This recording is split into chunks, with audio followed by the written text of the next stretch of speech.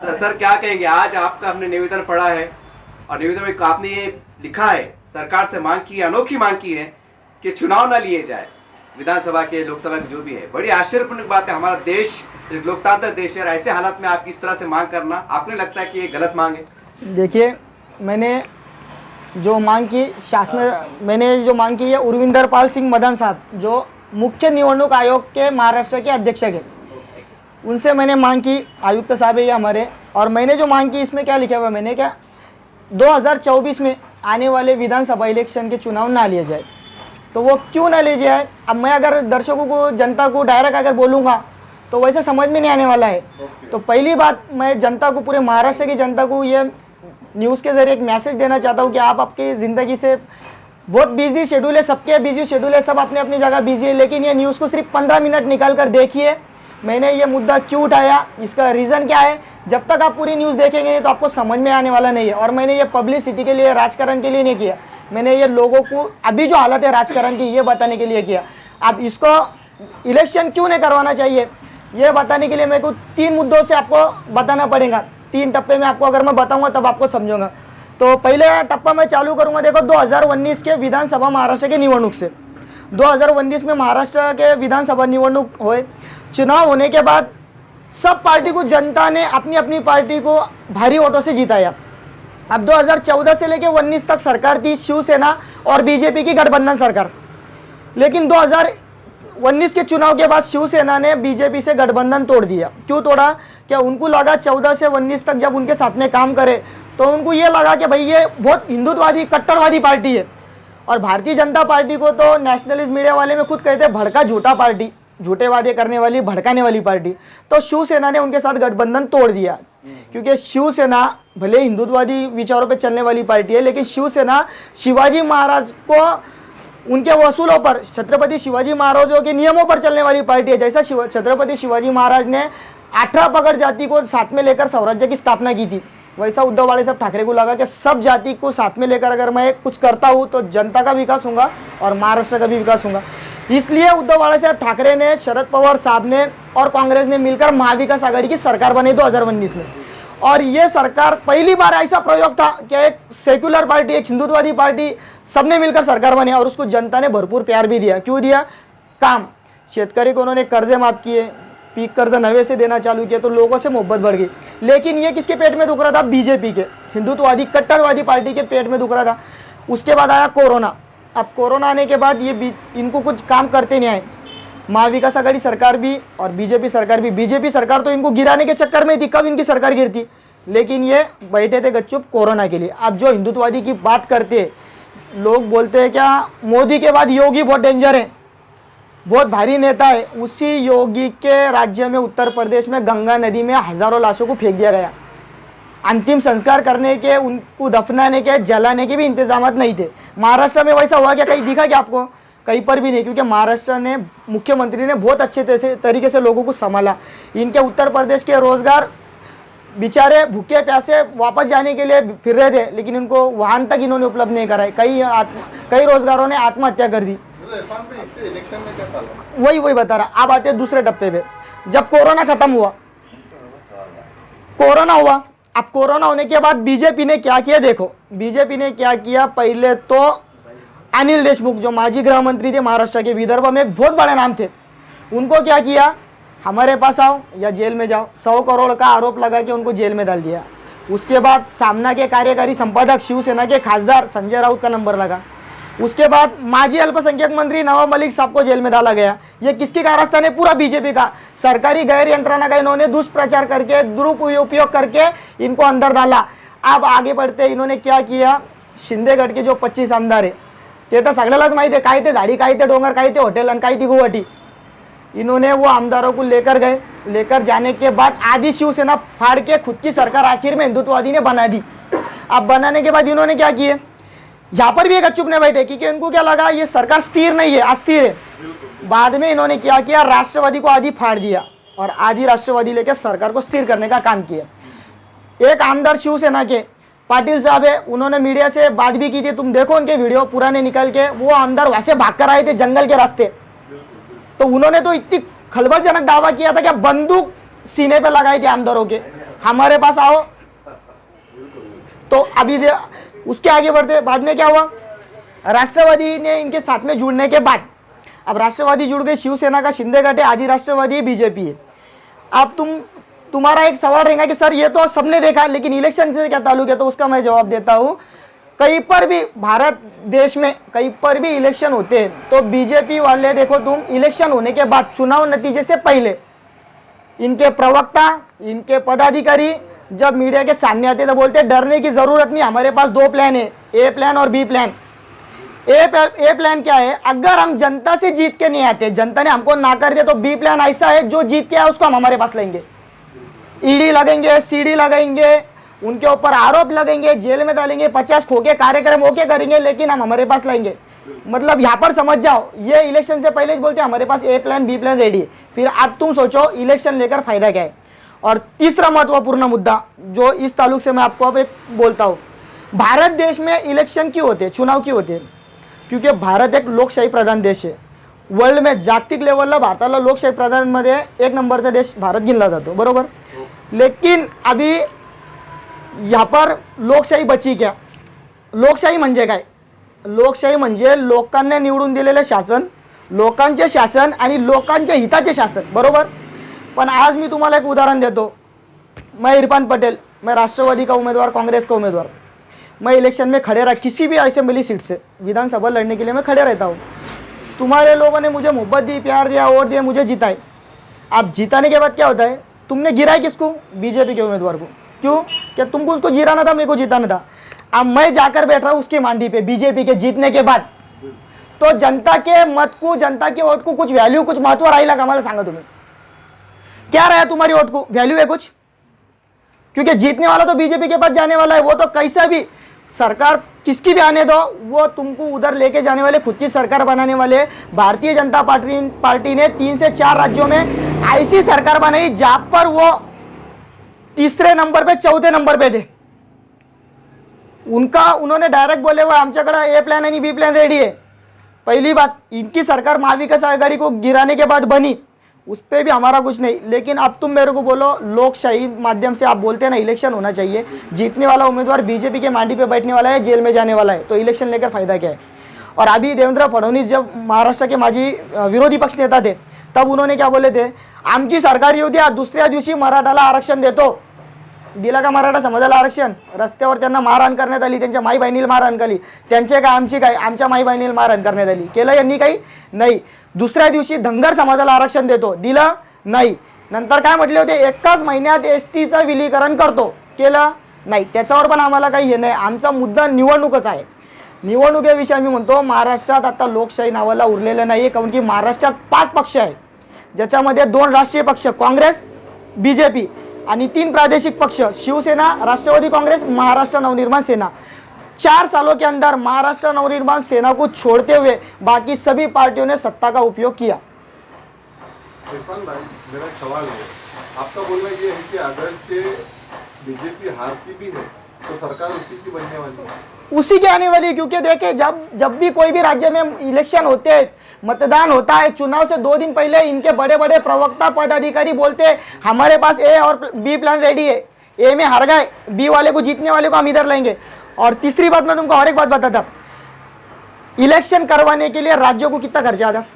हजारों करोड़ रुपए खर्चा आता. 1.5 से 2 लाख कर्मचारी रात दिन काम करते, लोगों को नींद में से उठाते, क्योंकि गली में 7 बजे तो भोंगे चालू हो जाते, आम्हाला मतदान दिया, आम्हाला मतदान दिया. हजारों करोड़ रुपए खर्चा करके इलेक्शन करवा रहे, लेकिन इलेक्शन करवाने का कुछ फायदा नहीं हो रहा. तो मेरा बोलने का मतलब क्या है, इलेक्शन नहीं करवाते हुए ये जो पैसा बचेगा, इसमें से शेतकरी के सरसकट कर्ज माफ करा, क्योंकि ये साल दुष्काळ गिरेवा आहे, दुष्काळ घोषित करा. पहिले जे पीक कर्ज आहे, सरसकट ते कर्ज माफ करा.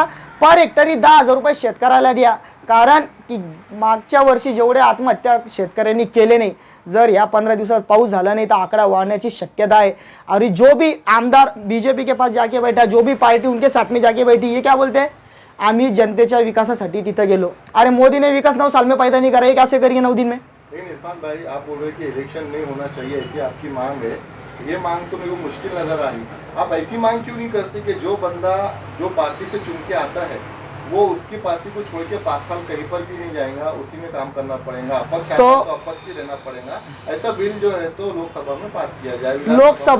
लोकसभा का तुम छोड़ दो, सुप्रीम कोर्ट ने 8 दिन पहले एक निर्णय दिया था, आपको मालूम था, निर्वाचन आयोग में 3 सदस्य रह जाए। पहला निवृत्त या रनिंग न्यायाधीश, दूसरा पंतप्रधान और तीसरा विरोधी पक्ष नेता। अब यहाँ पर न्यायमूर्ति आ रहे थे, ये बीजेपी वालों को ये पसंद नहीं आया, इन्होंने सुप्रीम कोर्ट का बिल यहाँ पे खारिज किया, लोकसभा के अंदर लेके गए और लोकसभा में उन्होंने क्या पास किया मालूम? लोकसभा के अंदर उन्होंने पास किया, एक पंतप्रधान रहेगा, एक कैबिनेट मिनिस्टर रहेगा और एक विरोधी पक्ष नेता रहेगा। तो तुमको लगता है ये बिल वो आने देंगे? नहीं आने देंगे। और दूसरी बात, उम्मीदवार को अगर तुम बोलेंगे कि तुम कांग्रेस में रहो, राष्ट्रवादी में रहो, तो तुमको बोलेगा लोकशाही प्रधान देश आहे, मी कुठेही जाऊ शकतो आणि जाण्याच्या पहिले तो काय म्हणतो, मी जनतेच्या विकास कामासाठीच चाललो। अरे 3 महीने हो गए बारिश लग के, पानी नहीं है, कोई नेता ने बोला क्या दुष्काल जाहिर करो? या विरोधी पक्ष नेता वाले ने भी बोले क्या? विरोधी पक्ष नेता वाले भी क्यों नहीं बोलते मालूम? इनको धाक उतना है, कुछ बोलेंगे जाएंगे जेल में, कुछ बोलेंगे जाएंगे जेल में। और दूसरी बात, बीजेपी वालों ने अभी एक सीडी प्लेयर ला के रखे, वो तो डायरेक्ट बोलते हैं हम क्या करेंगे, कुछ हुआ इसकी सीडी मेरे पास है, उसकी सीडी मेरे पास है। ये खासदार है, इनका मंत्री है क्या एक वीडियोग्राफर है जो आमदौर के पीछे लगे हुए रहता?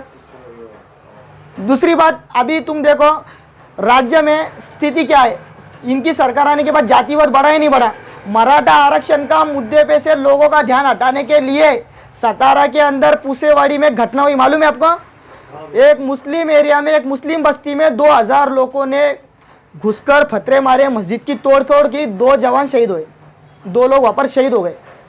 ये क्यों करे? ये षड्यंत्र क्यों करे? मराठा आरक्षण का ध्यान भटकाने के लिए इधर। इसलिए अगर इनको इलेक्शन करवानी है, बीजेपी वाले किधर से भी सत्ता में आने वाले, किधर से भी। 3.5 साल पहले महाविकास आघाड़ी सरकार गिर जाती थी, बची क्यों? सिर्फ कोरोना की वजह से, क्योंकि 2 साल किसी को कुछ नहीं करके आया। कोरोना हटने के बाद इन्होंने कितने टाइम में सरकार गिराई?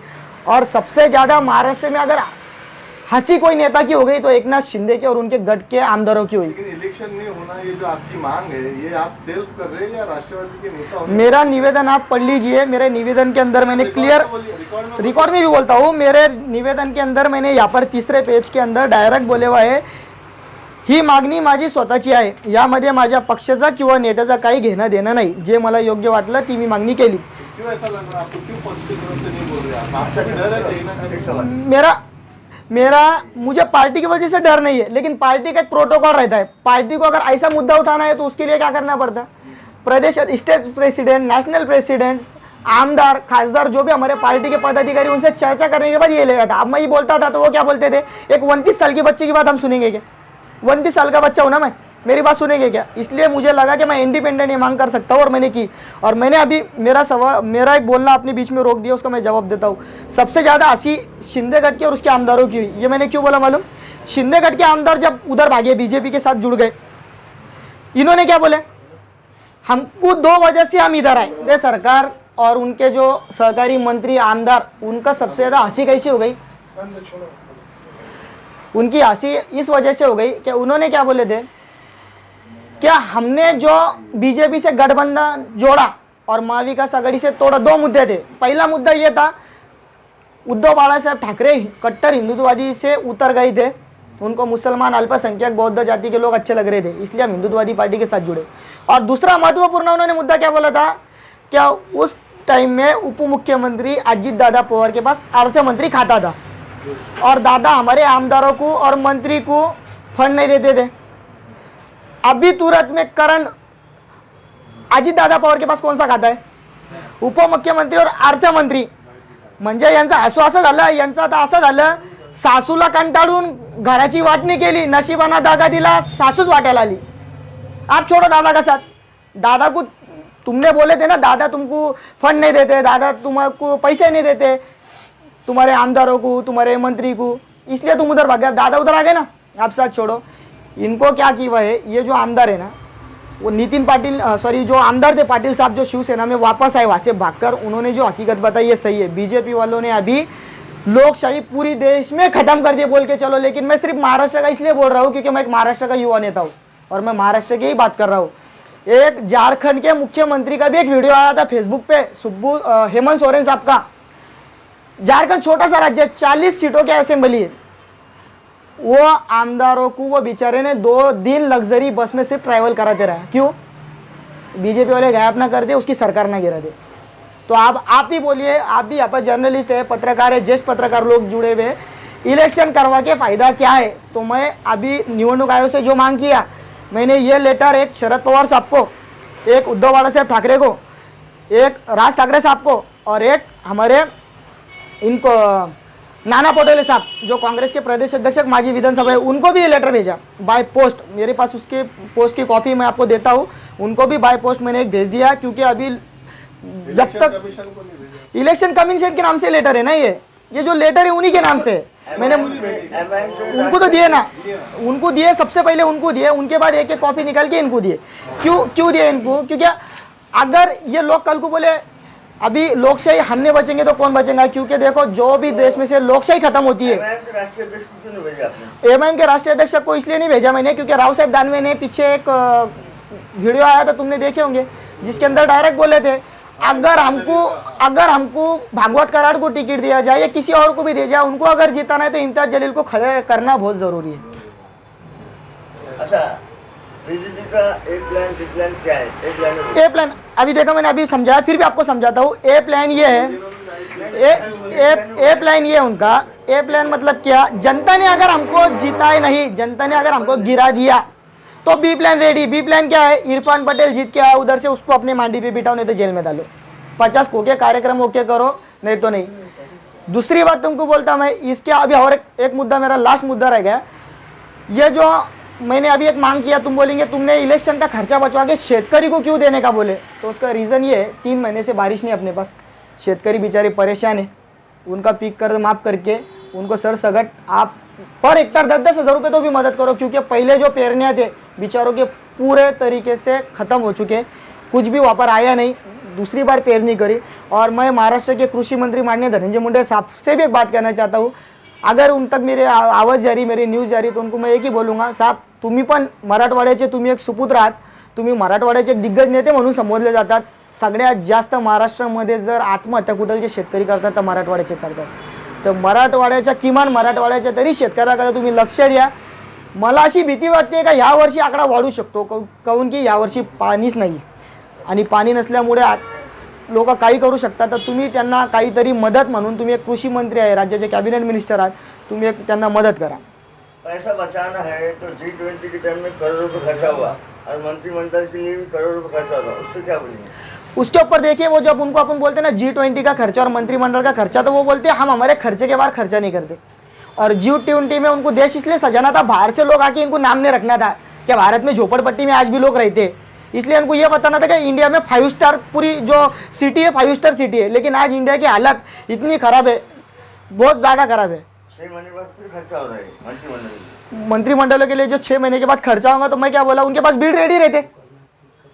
सर आखिर सवाल ये है कि परसों जो अमित शाह साहब यहाँ पर आ रहे हैं, आपने इलेक्शन की बात की है, अमित शाह भी बहुत बड़े नेता माने जाते हैं, बीजेपी को लीड करते हैं, उनके बारे में उनके सोचते नहीं कि आपको मशवरा हो रहा है कि यहाँ पर औरंगाबाद में आने वाले? देखिए, अमित शाह जी से मैं 15 तारीख को उनको लेटर देने वाला हूँ मिलके, और एक प्रेस कॉन्फ्रेंस रखने वाला हूँ।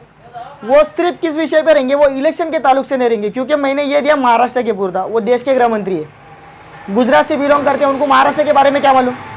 तो मैं उनसे लेटर देने वाला हूँ इस बारे में नहीं, उनको मैं लेटर दूंगा। मराठवाड़ा मुक्ति संग्राम दिन जो हम मनाते हैं, वो आज़ाद 17 सितंबर को बोलते ना, निज़ामों से निजात मिली थी, मराठवाड़ा मुक्ति संग्राम दिवस अपन मनाते हैं। तो मैं उनसे एक डिमांड करने वाला हूँ, सबको निजात मिल गया, हमारे हज उसको निजात कब मिलेगी? 2 साल के बंद से रेडी है, उसका उद्घाटन कब होगा?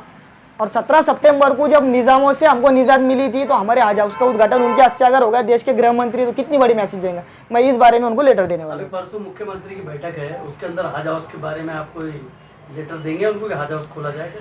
मैं हमारे राष्ट्रीय अध्यक्ष गोविंद भाई परमार, सफाई कामगार सेल के, और शरद पवार साहब, इनको भी एक लेटर कल पोस्ट करने वाला हूँ, जो अमित शाह को देने वाला है वही उनको देने वाला हूँ, कि आप हज हाउस की ओपनिंग 17 सितंबर को करने की पूरी कोशिश कीजिए। क्योंकि आप इतना अमृत महोत्सव मना रहे, लेकिन 2 साल से हमारा हज हाउस बंद है। अगर वो चालू होता तो हाजियों की इतनी परेशानी होती, इतने हाल होते। तो वो आपको सिर्फ उद्घाटन करने के लिए क्या है, अमित शाह तो इतने बड़े नेता है, वो बेचारों को 2 रुपए का रिमिट करने को कितना टाइम लगेंगे। आपका नाम पता लीजिए। मैं इरफान भैया पटेल, प्रदेश उपाध्यक्ष राष्ट्रवादी कांग्रेस पार्टी सफाई कामगार से।